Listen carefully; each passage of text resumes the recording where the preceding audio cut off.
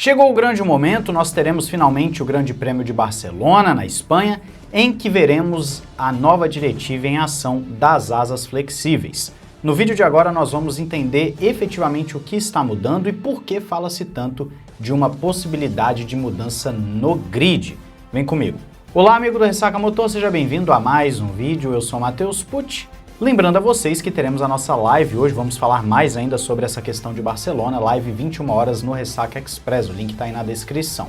Estarei deixando algumas matérias aí embaixo para vocês darem uma lida, inclusive uma do site oficial da FIA, para que você possa ler, e eu quero passar aqui com vocês, pegando já como base o que o Automotor no Esporte traz para nós, através do Michael Schmidt, sobre as mudanças efetivas nessa brincadeira. O primeiro ponto a se entender é que não é uma novidade no mundo da Fórmula 1 e durante mais de 30 anos as asas dos carros de Fórmula 1 foram construídas de forma que se dobrassem quando uma certa força era aplicada.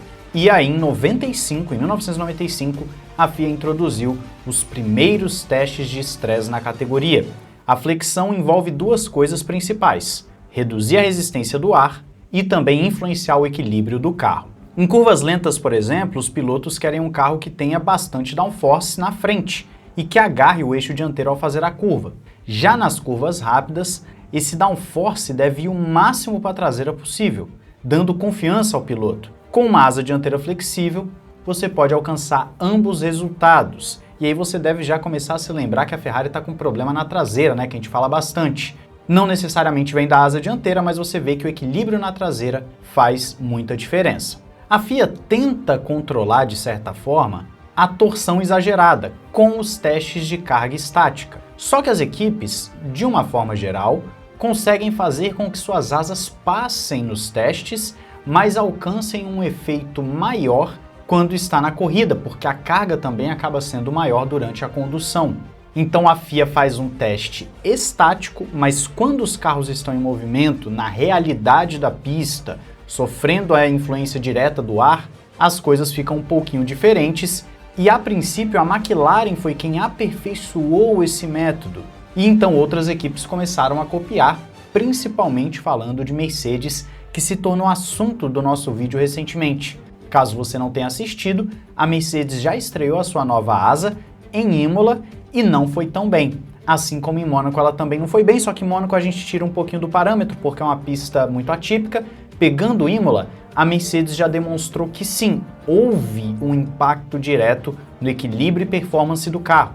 E aí já ligou o alerta. Será que com a McLaren veremos o mesmo impacto, já que a asa da McLaren, em tese, é mais flexível, é mais impactante nessa questão do que a da Mercedes? Se você se lembra bem, no Grande Prêmio da Bélgica do ano passado, a FIA instalou câmeras para ver a flexão dessas asas e a transmissão toda hora colocava ali um onboard na asa para a gente identificar, tá flexionando de mais, de menos, os fãs até de uma forma um tanto quanto errônea, falando que olha só, tal asa tá flexionando, mas flexionar ela tem que flexionar mesmo, até pela carga exercida. O problema é o flexionar mais que o permitido.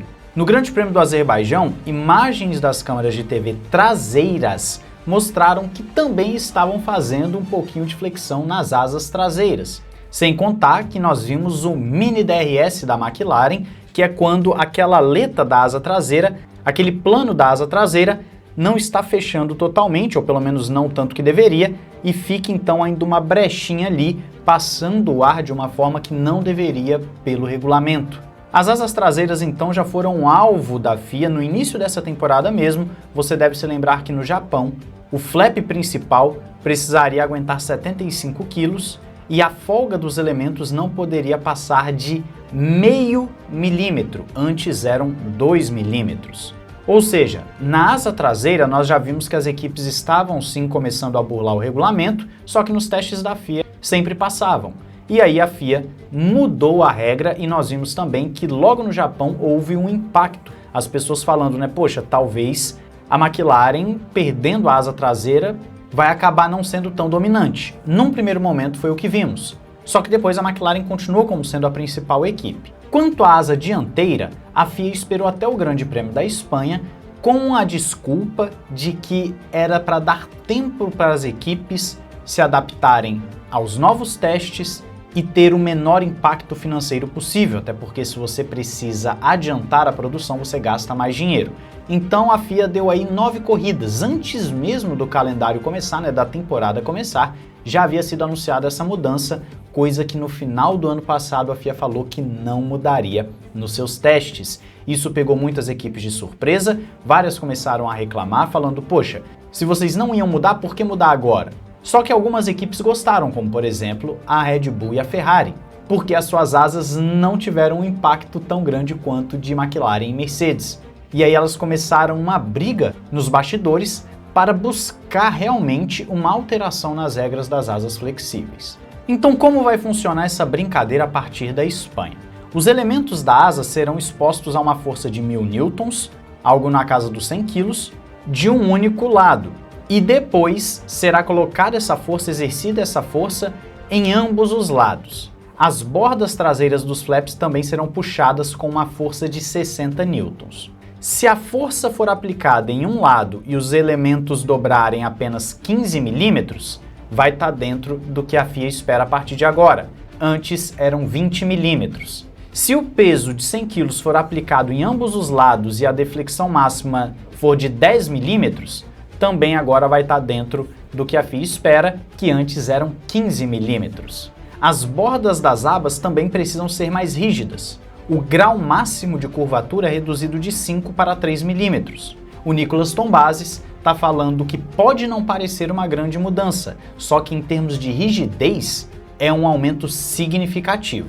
Aí você se lembra do que falamos no início do vídeo. Se a asa flexiona menos, então ela vai ter menos impacto naquela brincadeira do downforce para frente ou para trás do carro, dessa força descendente, o que, de forma geral, afeta muito o equilíbrio do carro. Mas qual é a pegadinha disso tudo? A FIA vai continuar fazendo os testes de forma estática, então as equipes ainda podem burlar esse teste e continuar na pista a ter uma flexão muito maior do que durante os testes. Ou seja, pode dar certo em termos de reequilibrar o grid, como pode sair pela culatra. Existe uma expectativa muito grande em termos do que vai acontecer a partir de agora. A Ferrari afirma ser uma das equipes que vai menos sentir o impacto dessa mudança porque a asa anterior dela já não flexionava tanto. A McLaren jura de pé junto que não vai ter impacto na asa dela. Mas Red Bull e Ferrari estão achando que tanto Mercedes quanto McLaren serão as equipes mais prejudicadas com o novo teste. Na prática, só vamos descobrir quando os carros forem para a pista. É claro que a gente sempre espera uma boa corrida, competitiva, mas eu devo reiterar aquilo que falo para vocês há 7 anos que estou aqui no Ressaca Motor. Eu não gosto de mudança no meio da temporada. Se você quer mudar algum aspecto técnico, mude para a próxima, mas para agora, eu acho chato. Pode até ser que a temporada fique excepcional, mas ainda assim vai ficar parecendo que houve uma pequena manipulaçãozinha para isso. Eu quero saber a sua opinião aí, te convido a seguir os nossos parceiros, a Paddock BR e a Instant Gaming, os links na descrição para você adquirir os melhores produtos, e hoje eu te vejo na live mais tarde. Um grande abraço, valeu e falou!